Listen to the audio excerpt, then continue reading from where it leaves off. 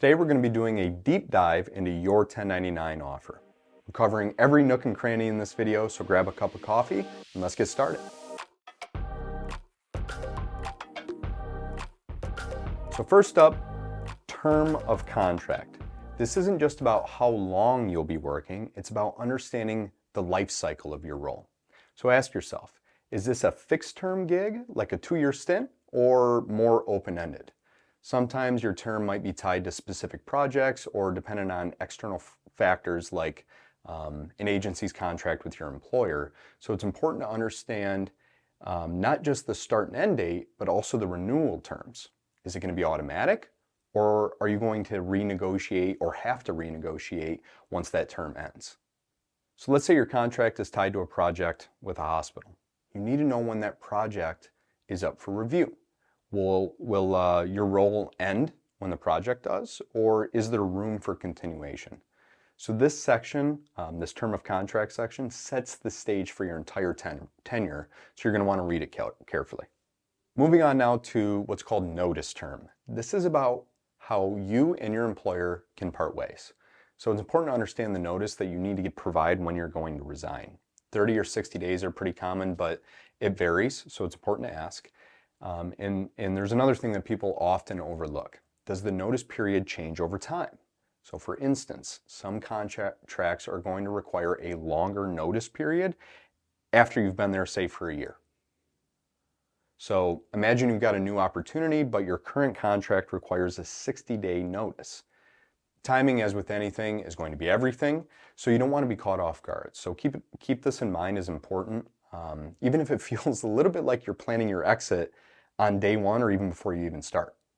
So let's decode whether you're an employee or an independent contractor. This section has major implications on your taxes, your benefits, and even that work-life balance. You know, if you're an employee, you'll likely receive a W-2 at the end of the year for your taxes, and your employer is going to handle all the tax withholdings, maybe even provide other benefits. Now, as a contractor, you're essentially your own boss. Taxes, insurance, and all those other responsibilities are going to fall squarely on your shoulders. What about malpractice insurance? If you're an employee, it's often going to be covered by the employer, but as a 1099 contractor, you need to secure this yourself.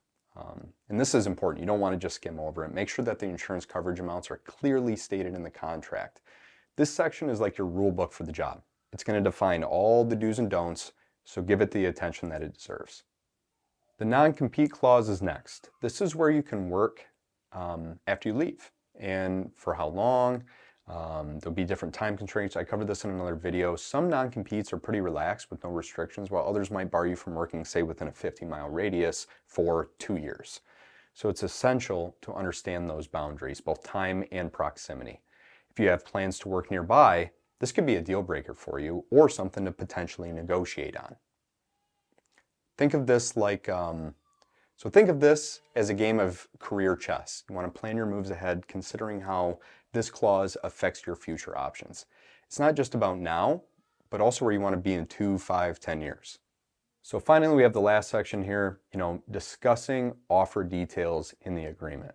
This is where the proverbial rubber meets the road. Everything that was promised during the negotiation, salary, benefits, vacation days, all that must be in writing.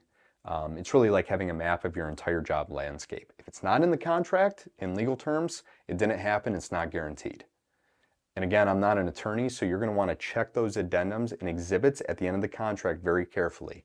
These can often include detailed information about your responsibilities, licensing requirements, CME reimbursement, and everything else.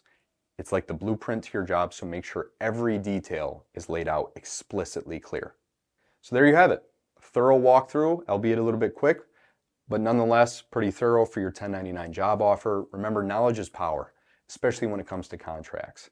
And again, as a disclaimer, I'm not an attorney, so if you have any doubts, don't hesitate to reach out to a professional for advice. As always, if you found this video helpful, please like, share, subscribe for more in-depth guides. Here's to staying on point and informed with any decisions that you're going to make in your career. Take care, everybody. Once again, I'm Ben Barnhart, and I'm the founder of On Point CRNA and Barnhart Wealth Management. If you're interested in learning how we help our clients across the country with their money, head over to www.onpointcrna.com.